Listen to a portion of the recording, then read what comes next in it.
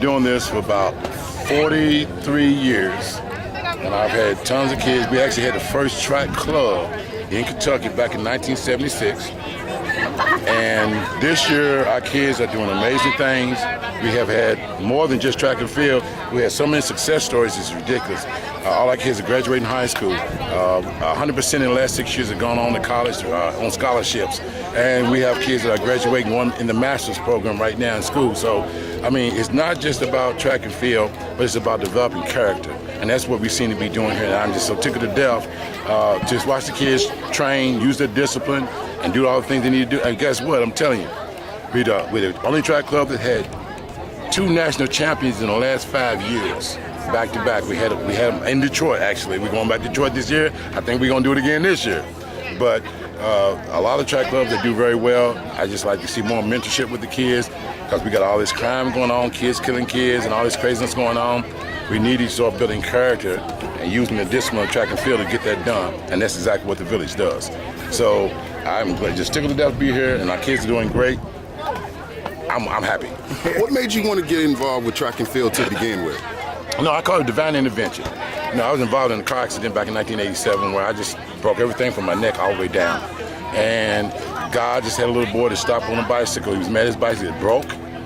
And I went out there and I said, okay, well, I'll fix your bike. Little boy came back with 2 boys the next day, 5 boys the next day. So I had a whole group of kids out there, and I just said, okay, I don't have enough tools. Go ask your dad and lend some of the tools. Almost every kid I asked said they didn't know where their father was, or the father was incarcerated, or the father was not with them. And I realized then that there was a major gap in male presence in the household. So I immediately started trying to piece together a program that would kind of substitute what they're missing. And it has been amazing. I mean, we've seen kids turn around that had straight D's and F's to end up coming up top of the class. And that kid right now is in med school. We've had a lot of success, but that's how it all began. God stopped me, slowed me down, and made me take a look at what was going on with the kids. And I think that's what all the adults need to do. They wonder why we're having this crime. We're not taking the time and look and see what they're going through. It's difficult out here for them, man. The environment is tough. Everything they do is tough. So it took God to really set me down in a situation to where I had to pay attention. And once I paid attention, I realized that was the problem. And in the Bible it says, warning him to cause one of my little ones to go astray. He might be in the depths of the sea with a millstone tied around his neck. And my father used to always tell me, if you're not part of the solution, you're part of the problem. So I wasn't part of the solution. I am now. What do you think that track and field does for these kids that helps them in your program to stay on a positive path? We have a lot of rules that they have to abide by. We old school. Our kids, they have to say yes sir, no sir, yes ma'am, no ma'am. If they don't do that to any adult within any group, even to their parents, if they're not used to saying they have to say it, they have to immediately stop and give 10 push-ups. So I always tell them, either you're gonna be respectful or you're gonna be one of the best built guys around. So, we put all those old school things and we make them, the guys, open the doors for the girls. These are old school things. We try to teach them respect. And they said, well, I had one parent ask me, why my kid gotta say yes sir to you? I said, I say it back to him. It's just a form of respect. If a kid walked up right there and said, hey, Coach, I go, yes ma'am, yes sir. It has nothing to do with age, it has to do with respect. I had a girl come to me just last week. She said she was applying for a job. She started saying yes sir. She got the job. They said, you're so refreshing. She got the job. So it works. You talk about the impact that you have on these kids, but tell us the impact the kids have on you. I know, with dealing with so many different personalities over those many years, it helps to build a big rapport with the kids and have an influence on yourself. Talk a little bit about that. I mean, the impact on me is amazing. I was a little poor kid growing up in a little place called Newburgh, which is like the suburbs of Louisville. And sports took me wherever. It got me a free education, took me across the country, got to play ball in front of thousands of people. That was an experience that I enjoyed. When I came back, I was wondering why there wasn't no more kids than myself doing these type of things. So what I decided to do, I said, let's see if there's talent out there. It's talent in Kentucky. What we're not doing, we're not homing into our talent. The kid, if he's talented, unfortunately, they have to leave Kentucky to get recognized. That is stupid. We need to take our own talent, transform it, make it so they can be proud and say, I learned from home. No, you Tyson Gay. Tyson Gay did what he did here, but guess what? He had to go up out of here. Just to get to where he became Olympian. An Olympian guy, you realize what we got here? And we're just sleeping on it. We gotta stop sleeping. What did they do for me? From that accident in '87, I've been in constant pain. I'm never in pain when I'm working with the kids. I don't know what it is either. I don't have my mind on it.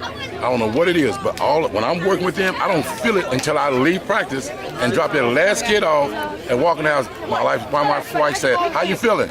"Oh, I need a pill. Give me something." You know what I'm saying? But when I'm with them, I never ever can think of. I don't feel it. When they have a problem, they come to me, and they have tons of problems. When they come to me, I say, you know what? I give them my advice. I talk to them. I try to make sure they're okay. And guess what? I don't remember no pain. All my problems seem to be so minute once I'm dealing with them. And then it's success. Because we don't charge. We've never charged a dime for these kids coming in. One of the few track clubs that would do that. But when the kid comes back, I had a kid come back just this week in a master's program, just graduated from Western Kentucky University.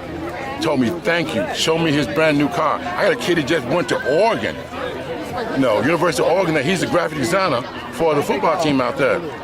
This kid, home life, he didn't have mother or father in his life.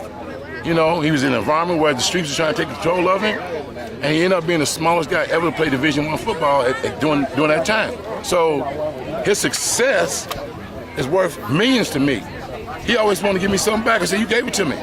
You got a championship ring in your hand, you got a wonderful family, you got a nice home, and look, you just went to University of Oregon? Come on, man. So if we quit looking at trying to benefit off the kids right now, we will see a much more productive generation if we just wait.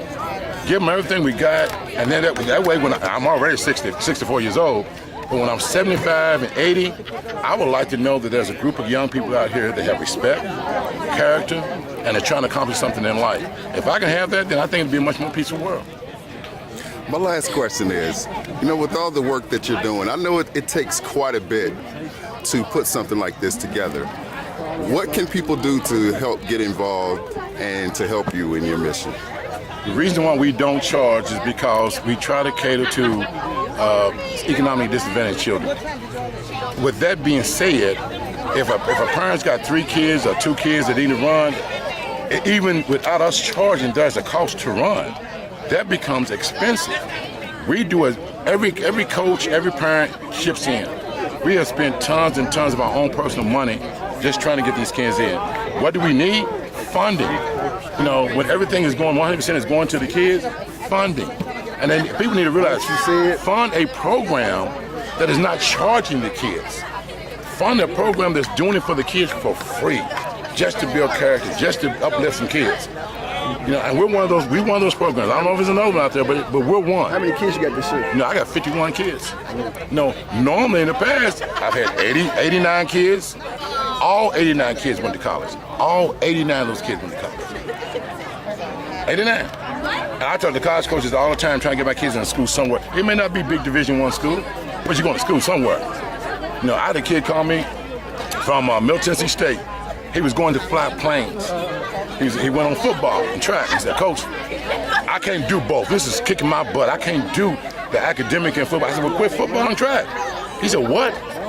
He said, but Coach, I said, man, you think I care about this? I care about you getting an education. I care about you being able to take care of your family.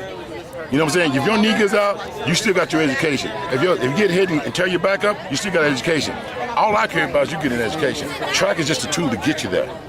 And track gives more scholarships to any sport than any sport out there. But everybody, all these kids are chasing basketball, want to be the LeBron James and all that stuff. Dude, very small percentage of that. Football players, very small percentage. Track and field, if you can't sprint, you can run middle. If you can't run middle, you can run long. If you can't run, you can jump.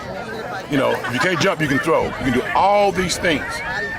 And their coaches are dying for people. They're dying for kids, man.